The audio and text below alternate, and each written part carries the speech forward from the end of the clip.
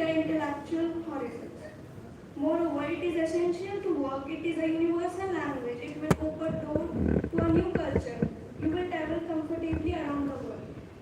Moreover, in many countries, children are taught and encouraged to learn English as a second language. Almost 90% of educational subjects are written in English. Even in countries where it is not an official language, such as Netherlands, Sweden, we find many syllabi of science and engineering are written in English. Next slide, please. Resources that make learning English easy. Although many people think this is a very difficult and confusing language, but English is actually the easiest language of the world to learn because there are so many resources available. As soon as you decide you want to learn, there are thousands of resources on the internet and in bookstores. On the internet, most websites have written content in English. Even sites on other languages offer them to translate the site. There are many apps which helps in improving our vocabulary. There are YouTube videos and tutors who provide free video lectures on internet without any paid subscription. Next slide, please. At last, I would like to conclude my presentation with a quote by Derek Walcott. The English language is nobody's special property. It is the property of imagination. It is the property of language itself. Thank you to the computer operators and audience.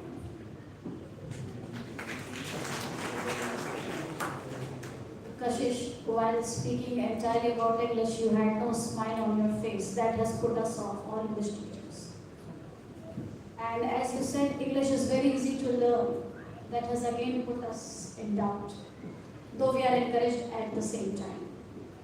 My question to you is, which language has got competitive supremacy over English in the world?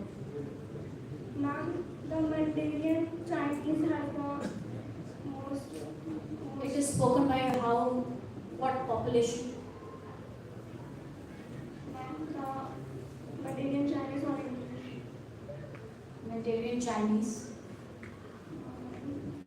formerly known as Mandarin. Second thing, in India, English is a necessity for students to excel. Please brief us about it. Ma'am, we are living in an era of a technology where English is primary language of all the press media and almost all the books are written in English. What about Hindi? And there are books, but ma'am, as we see in our library, almost all the books are in English only. Okay, thank you.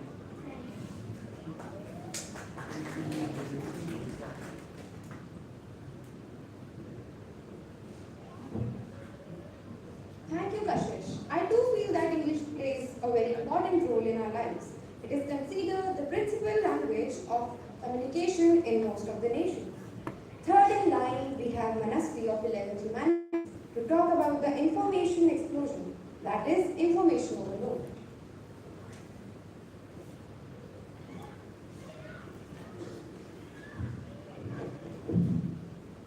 Information overload is a symptom of our desire to not focus on what's important. It is a choice.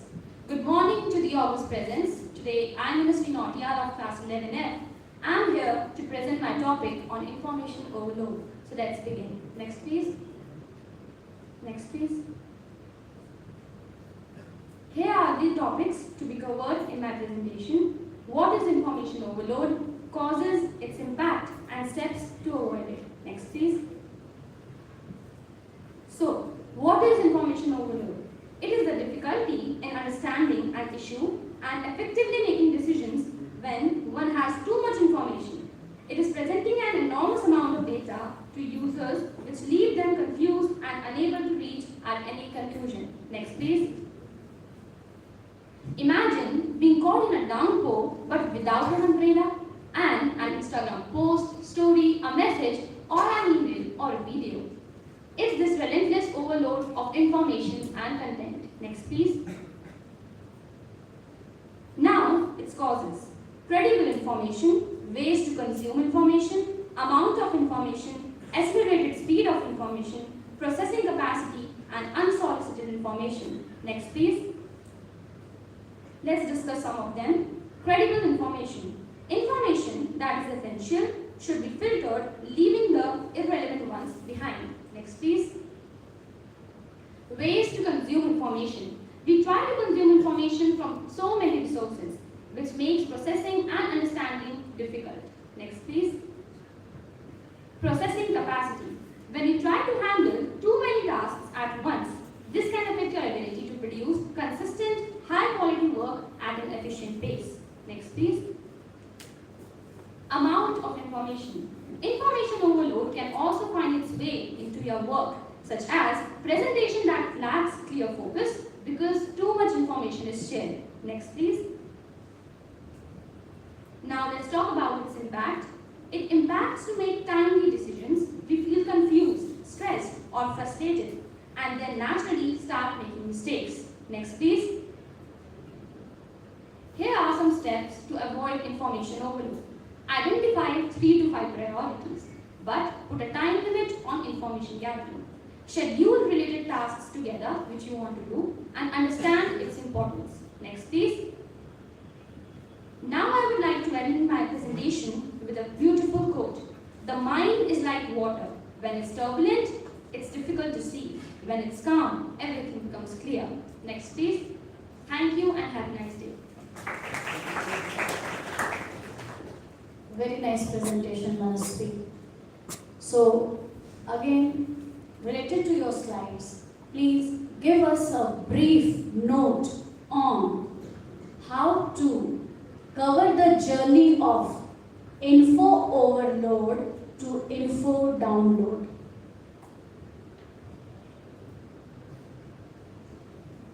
Ma'am, according to me, when we search for an information, first we should be clear about the purpose we are searching that information. Like when we are searching it, we should be clear in which way we are going to access that information. Because it depends on person to person, their capacity to basically store or we can say download it. So, Which is your preferred site or channel where you gather your information? I'll give the same answer because there are many sites when we search for an for example, if I want to search anything like what is information overload and other children will also search like what is information overload. The difference is I'll prioritize my goal, I'll see how to access that, and that differs from person to person. The process, how I'll take that information out of all that work. So, thank you so much. Thank you.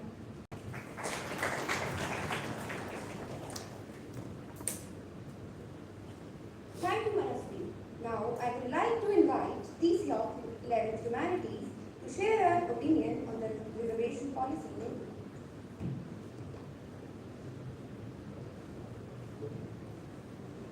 Good afternoon, everyone. I'm Tisha and I'm here to present on the topic reservation policy.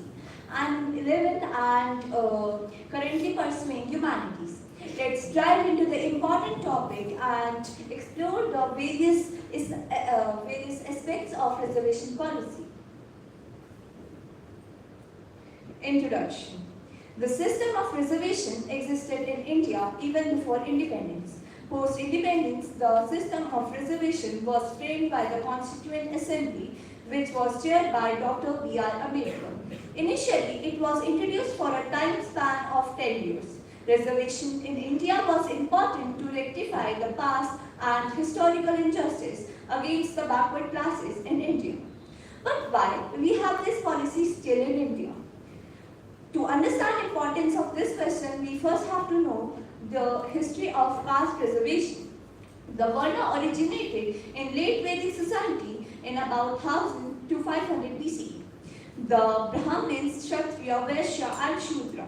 Here the work was divided accordingly, but after we interpreted several castes as our slaves. To end this, we need the reservation policy, but the question remains the same. Why is it still there in India? We understand the reservation was important at the time of freshly independence to provide an equal platform for everyone, irrespective of their caste. But it was for 10 to 15 years to uplift backward caste. And surprisingly, it has strengthened and evolved a lot. It has roots in nearly every field. Every SC, ST and OBC votes people from their caste so that no laws will be made against them. They have people in every government sector. How is reservation system destroying India? Though reservation system was to uplift the backward classes, but is it really doing so? So answer of this is very controversial and conflicting. As reservation led to hand to uplift the backward classes and provided their right, and after their upliftment, if we see on the other hand, it's only discriminating as non-deserving candidate from reservation will get seat. My point of view to this is if anyone deserves the seat, they will get it, no matter of their caste. When they don't need any policy, they will prove themselves.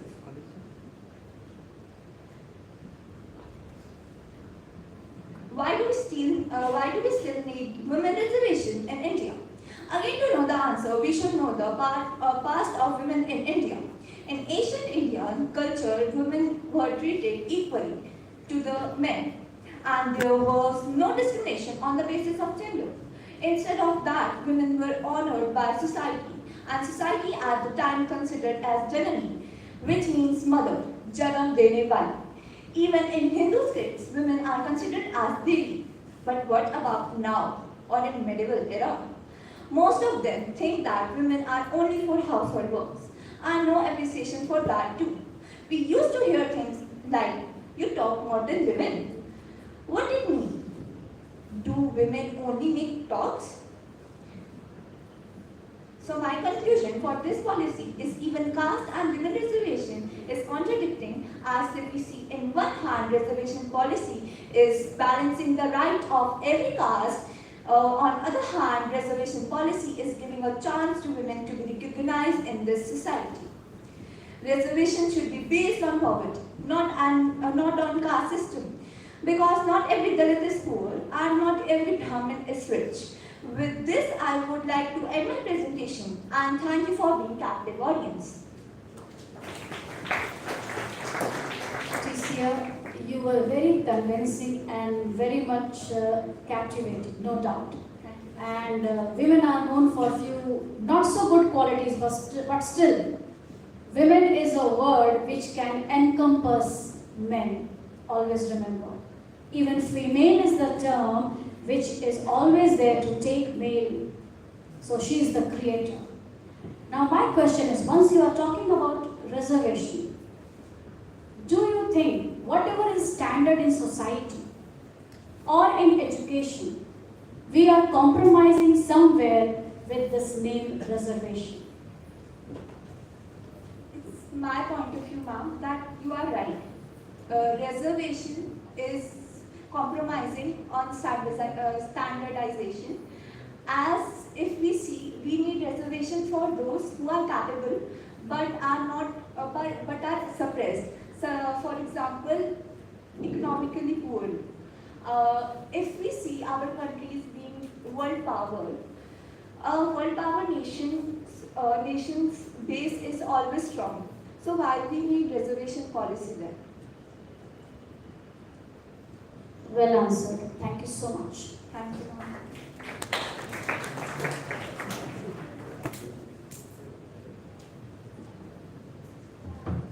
Thank you, Tisia. The reservation was an act of great nobility, but nowadays we come across opposition to the reservation policy, largely based on the caste-based prejudice. A buzz in our pocket can distract us from what we are doing, and then we take longer to get back to work mode. We have Samriddhi of class 11A to present her views on the intriguing topic, is technology making us less human?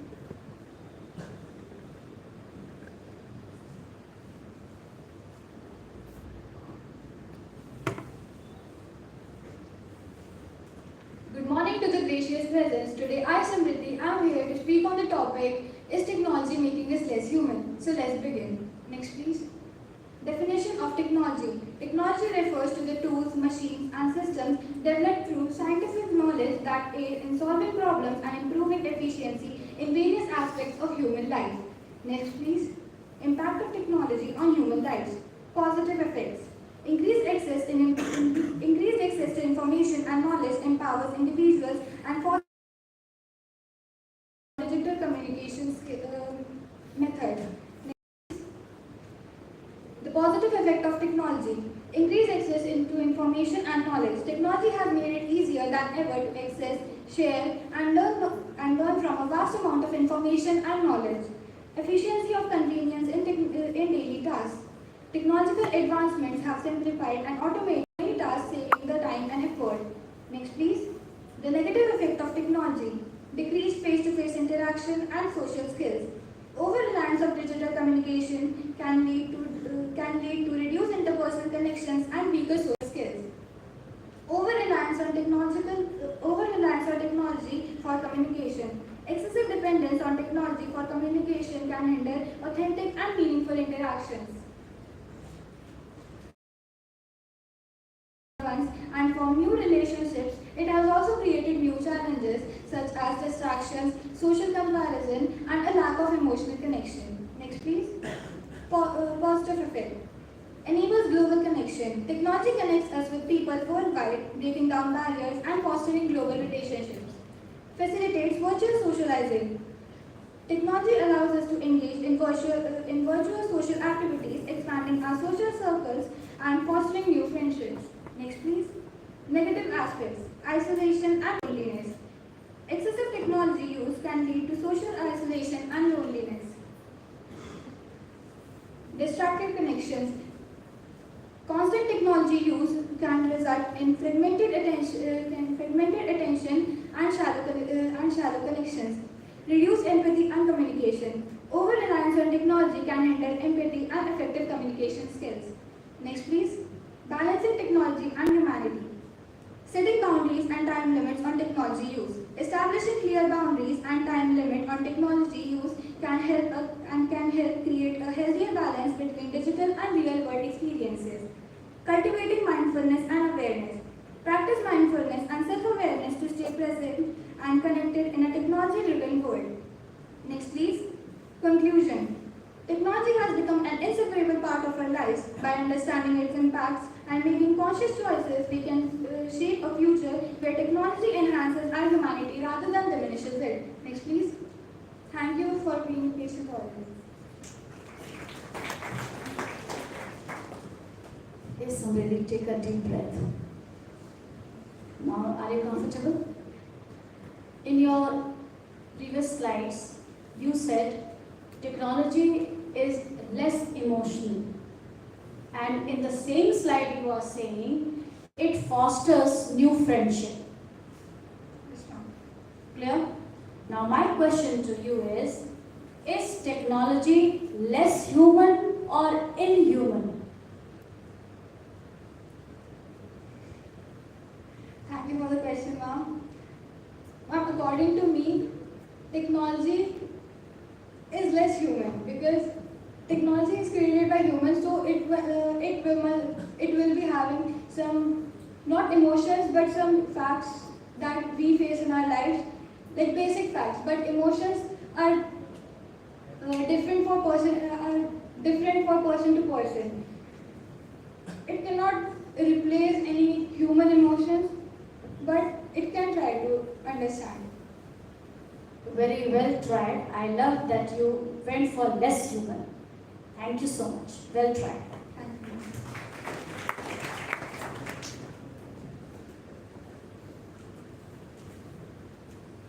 Thank you, Samriddhi, for telling us pros and cons of using technology. I would like to invite section of 11D to bring to your attention a topic that is of utmost importance, not just for our students, but for entire country, poverty in India.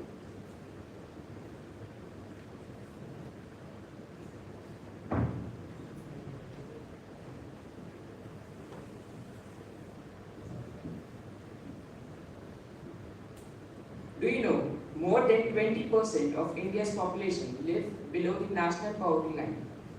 It's a staggering reality that impacts countless lives every day. A very cheerful afternoon to the gracious presence, respected Colonel Sir, Principal Ma'am and worthy teachers, Today I am here to talk about poverty in India. Poverty is pronounced deprivation in well-being and comprises many dimensions. It is not just certain income level but many more essential factors. It includes low incomes and the inability to acquire the basic goods and services necessary for survival and dignity of a person.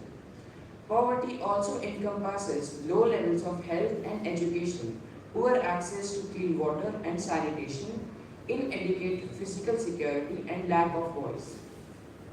With this, I will begin my presentation. Unveiling India, celebrating diversity and confronting poverty. Next slide, please. India, a land of diverse cultures, languages, and traditions, a vibrant tapestry of heritage and resilience. India's soul thrives in its diversity. 22 recognized languages. Next slide, please. Diverse religions and a myriad of cultural traditions, each a vibrant hue in the fabric of this nation.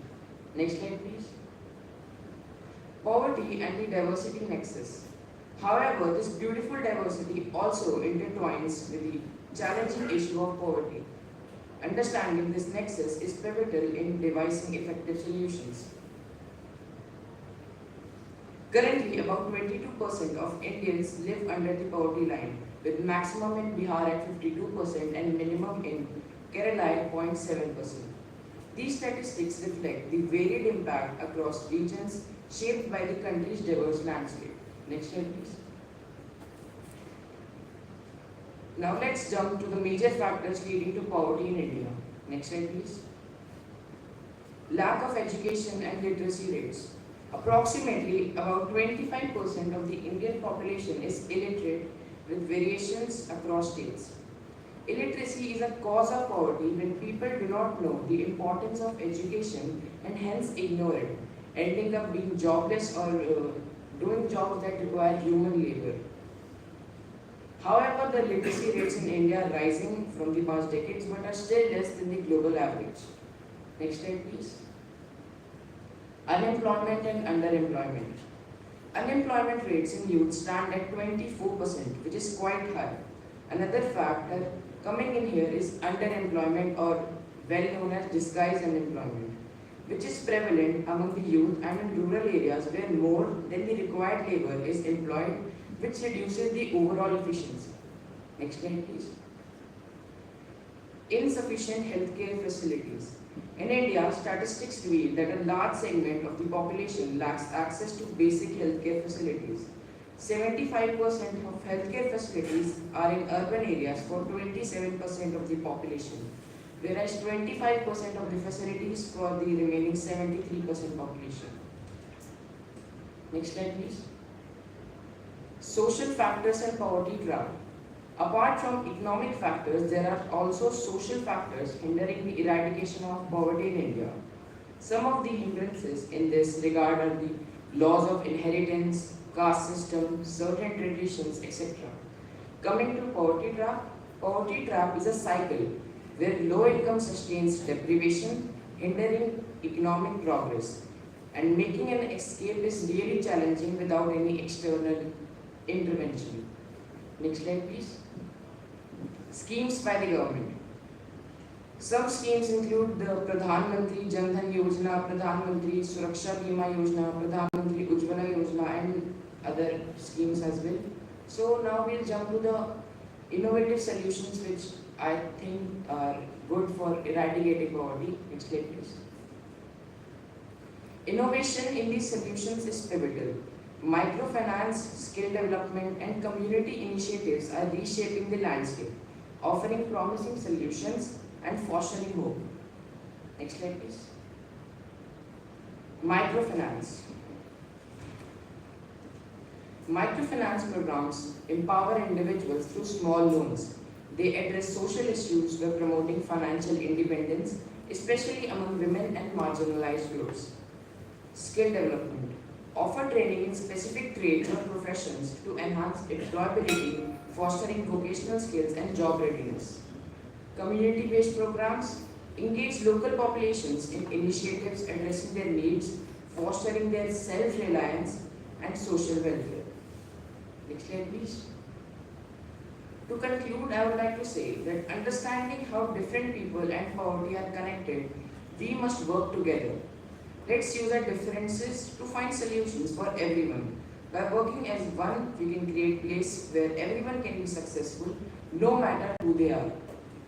Our diverse tapestry can weave a future of collective prosperity and boundless opportunity for all. Thank you, everyone. Yes. The question for you is, please listen to both the questions. First is, you talked about all the government policies and schemes. Which government scheme is really effective in India? Second question is, which economic theory of any, like any communism, socialism, whatever you have read, you feel that it is applicable to eradicate poverty in India? So, thank you, ma'am, for the question. Firstly, I would like to answer the second question. Talking about the theories, I think in India we have a mixed economy. We have capitalism as well and in some sort socialism as well. I think this is the best plan to eradicate poverty because poverty in this cannot be fully eradicated, but it can be diminished a lot, and which will be a great result for us. Because if we have to eradicate poverty completely, we have to opt for socialism and we have to perform a redistribution of resources. This theory is good, but on the other hand, we lose the freedom which we have in terms of financial freedom and choosing the business rights and restrictions, trade restrictions. So I think within 10 to 12 years, the poverty rates in India will diminish a lot, and this is the best ideology we are currently on. So the first question, talking about the government schemes, I think the Pradhan Mantri Jan Dhan Yojana is a good scheme offered by the Honorable Prime Minister Shri Narendra Modi ji in 2014. It provides the elevation of poor people, like it provides everyone with bank accounts, and in this scheme almost 1.5 crore bank accounts were created and they were transferred with a good amount of funds so that they can come out of their poverty. And very well answered, and I am happy that you remembered the questions while standing on the stage and you answered systematically. thank you. Happy future ahead. Thank you.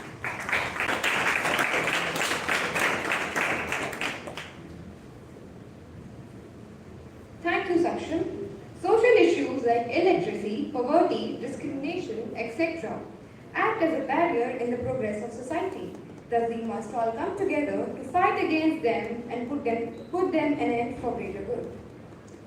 India is diversity what makes India stand out from the crowd. It is a country with rich heritage, culture. It offers a never-ending list of possibilities to explore and experience something new every day. Let's see what Anindita has to say about possibility of India to be a world leader when and how.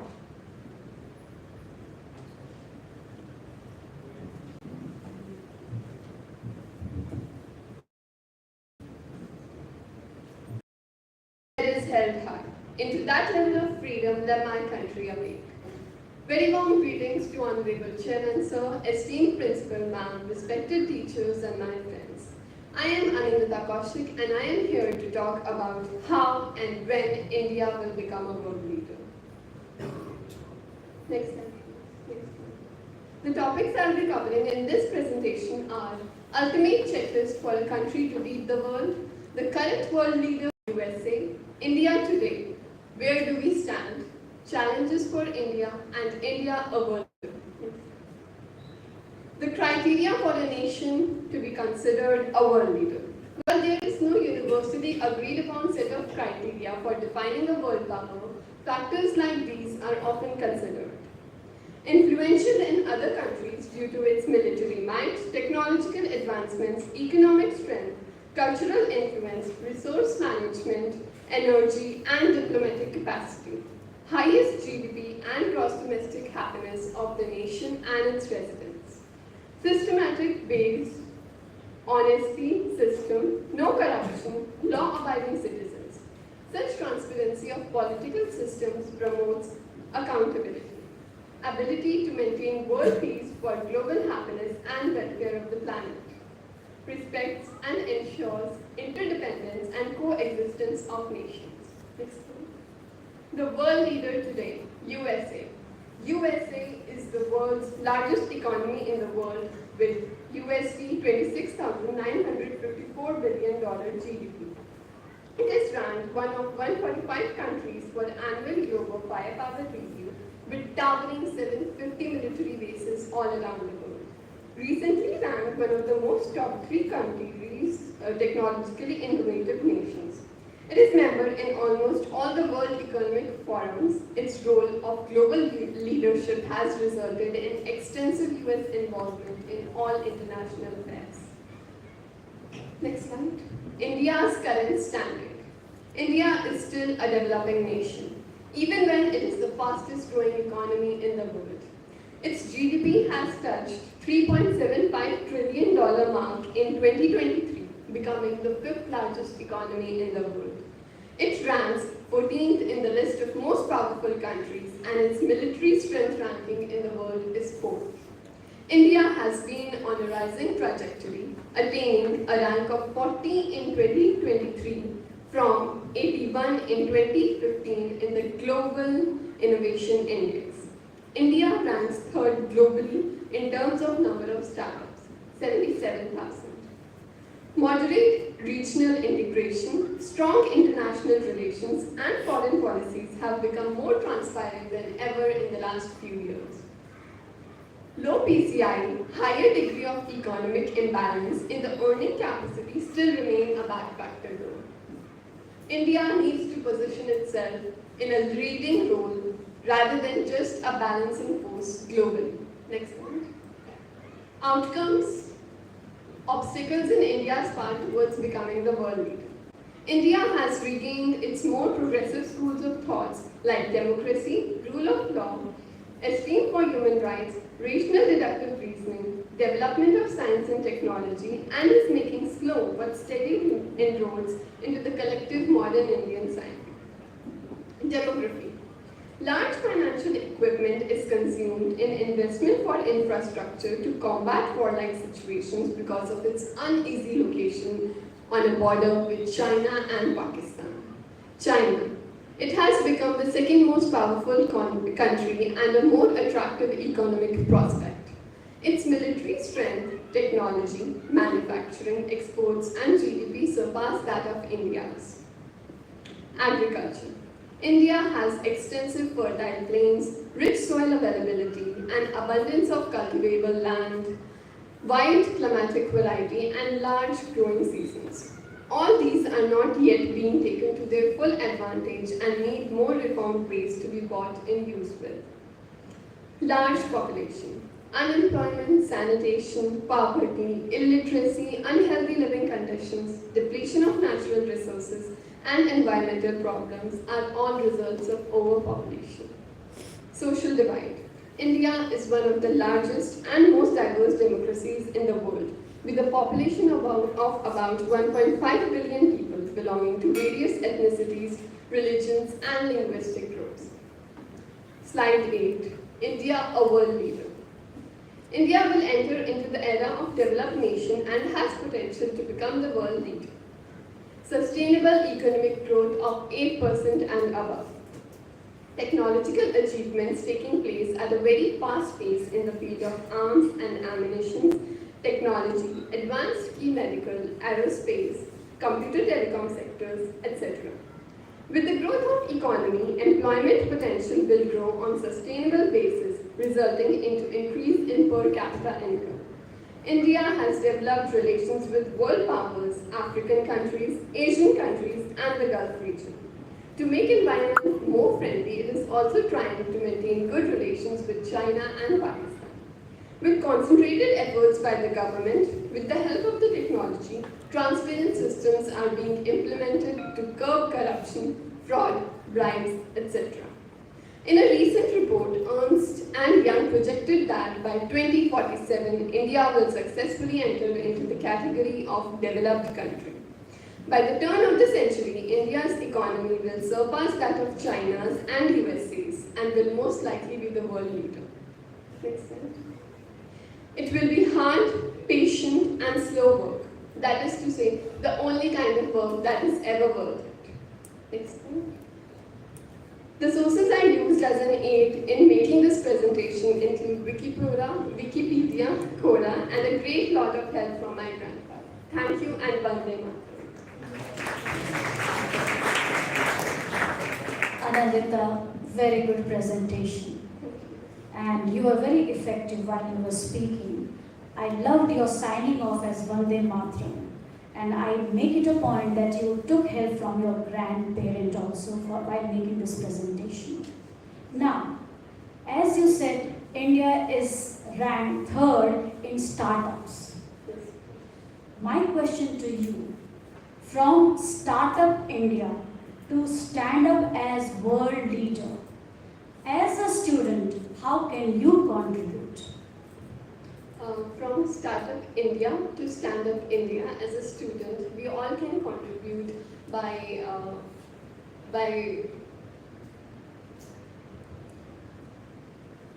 making ourselves as much aware as possible about the government schemes that are being launched these days. As individuals at such a young age, we all are often exposed to ideas that come into our mind regarding the problems we face in our day-to-day lives.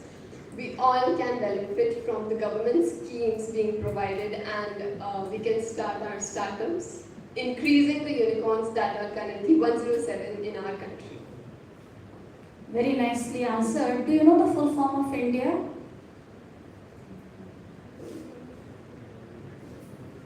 Yes, anyone? Full form of India?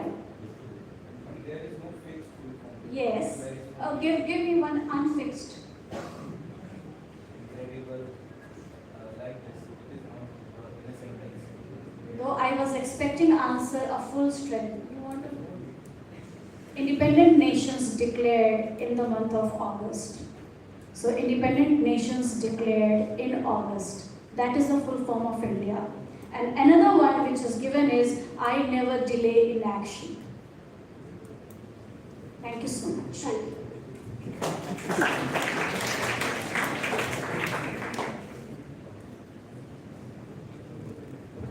Thank you, Anandita. Yes, India has the potential to become global superpower, a state with extensive ability to exert influence or to project power in much of the world. Jai Hind. Security implies freedom from threats. Human existence and the life of country are full of threats. We have Anika of class 11D to talk about non-traditional threats to security in contemporary world: terrorism.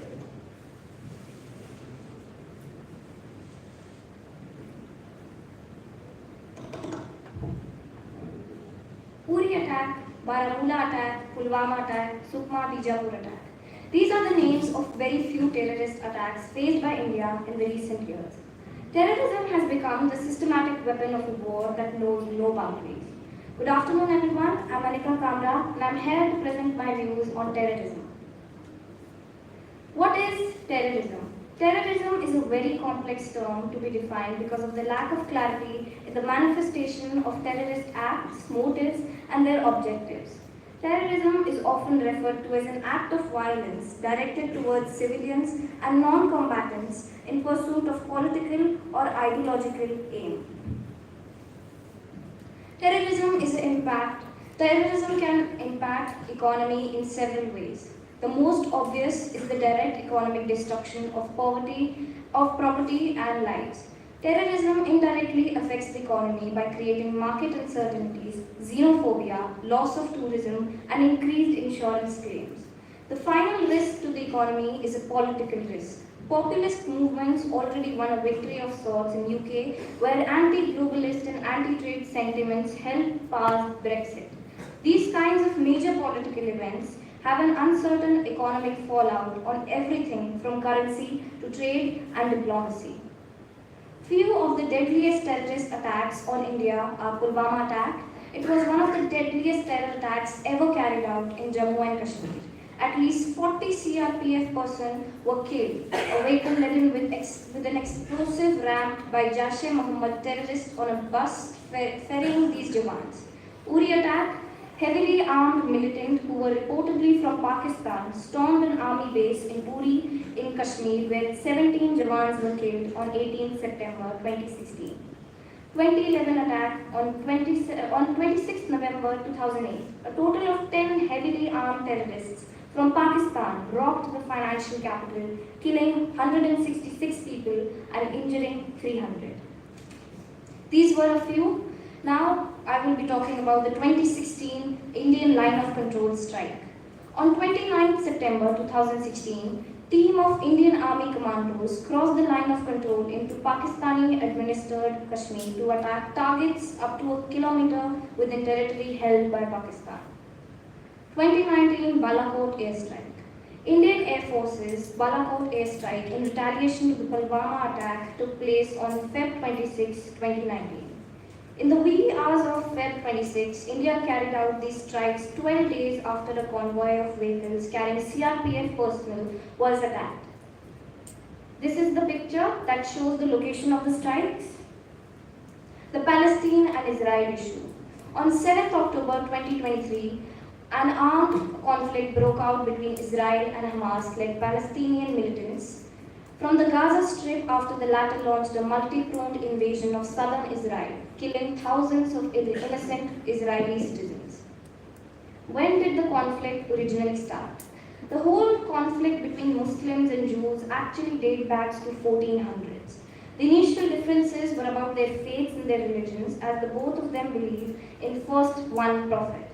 The conflict began when both the religions started claiming over a piece of land which was considered holy in both the belief systems. In 637 AD, Muslim forces entered the Palestinian region for the first time and threw Jews out of their own land, which they believed was gifted to them. After living around the world for countless number of years as refugees, in 1947 the United Nations passed a resolution giving Jews a nation on the land they believed is gifted to them, giving equivalent territory to the Palestinian Muslims as well. The map on the right shows the division of the two states by the United Nations. The Palestinians had not agreed to give a separate nation to the Jews, and hence the conflict today. The map on the left shows the area that Israel captured over the years. What is Hamas? The Hamas is an Islamic militant movement and one of the Palestine's two major political parties. It was formed in late 1987 at the beginning of the first Palestinian Intifada. The group's charter calls for establishing an Islamic Palestinian state in place of Israel and rejects all agreements made between PLO and Israel. How can we resolve the conflict? It is widely accepted that the most likely solution to the conflict is a two-state solution. In other words, creation of a Palestinian state in West Bank and Gaza and keeping Israel safe at its base. Fatah, one of the two leading factions in Palestinian politics, support this initiative as well. Now I would like to end my presentation with this beautiful quote. Thank you. I thought you will read out the quote. After so many terrorist slides which were reflected and it was quite confusing at times, you talked about religious war. Yes, ma'am. That is known as crusade. You should have touched that topic, and it is known as crusade.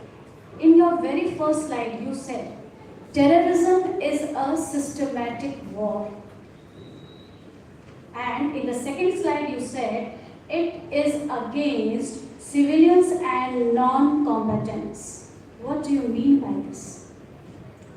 I believe that people who are doing this terrorism, they are planning it out in a way to harm the world, to harm the people who are actually innocent and not causing any problems. Like the Palestinian militants who are actually causing problem to the Israeli citizens. They were not doing them any harm. The politics was not, they were not conducting the policies and the politics, and they were not conducting any harm. In that process of actually killing Israelis, they also involved the Palestinian people who were innocent as well. So I believe they did it in a very systematic order in order to kill Israelis but it became very chaotic and it became quite murderous because it involved Palestinian citizens as well. Do you feel the people who are combating on the ground, they are not humans or civil bodies? Ma'am, I believe there is no difference between human and animals if they're gonna treat other people like animals. Even animals don't treat their own species like that, the way they are treating citizens in Israel and the citizens in Palestine as well. So if somebody has gone so insane for just a piece of land that they're going to fight and kill even small babies who have just come into the world, I don't think they should be called human bodies. But this sentence against civilians and non-combatants, you need to relook it. And in any war, it is only the elephants fight and the grass get trampled. Remember that. You and I are also the blades of grass. Thank you so much. Thank you, ma'am.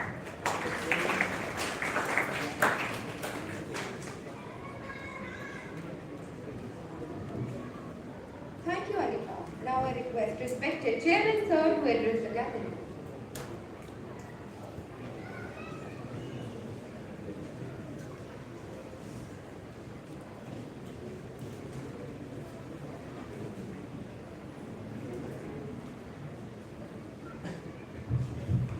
Good afternoon, children. Well, I must say, an excellent effort by most speakers. Spoke confidently, articulated well. You had good ideas, good topics selected, and your language was also good. Nice vocabulary or rich words that you used, most of you.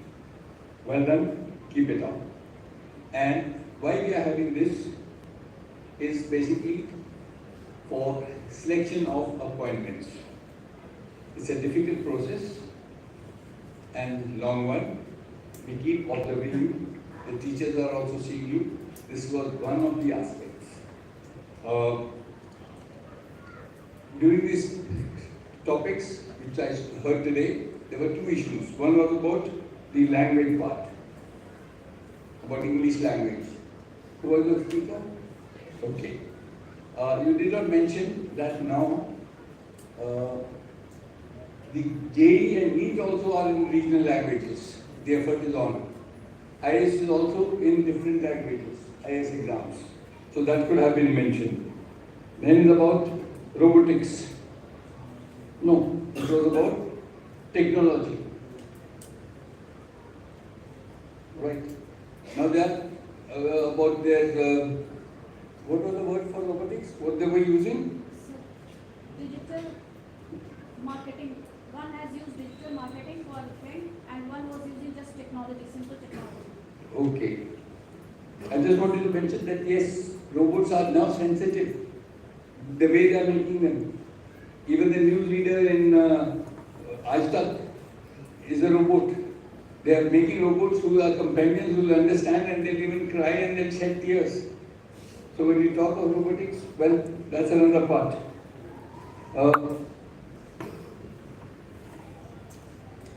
I have, while sitting, I was just thinking that since it is a little difficult and we are churning and wanting to find out better speakers, I want you also to write essays, or rather an article, an essay of your own choice. Because when you go to various universities and colleges, one of the criteria or tasks they give you is to write an essay or your own resume. Right, you have to do two things then. I want you all to write your resume in about 250 to 300 words, and similarly an article of about 300 words, article of about 500 words, right? So all those, or rather everybody should write, not just the participants, even others.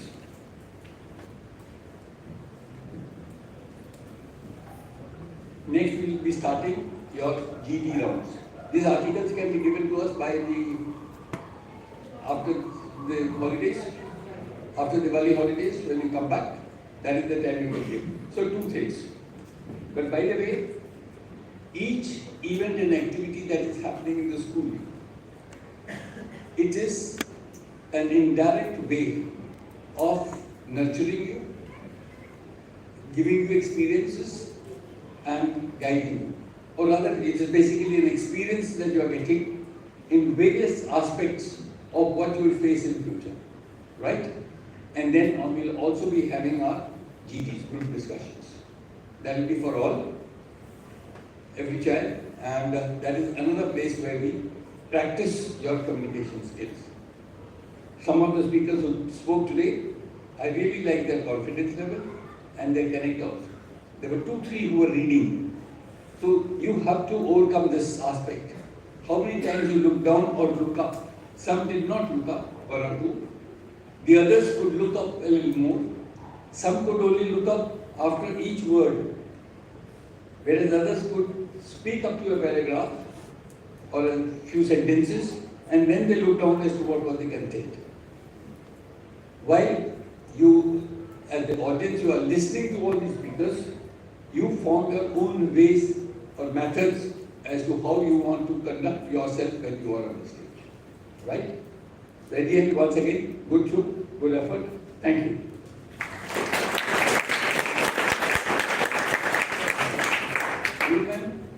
You could go back. And I think to Barwari 11th class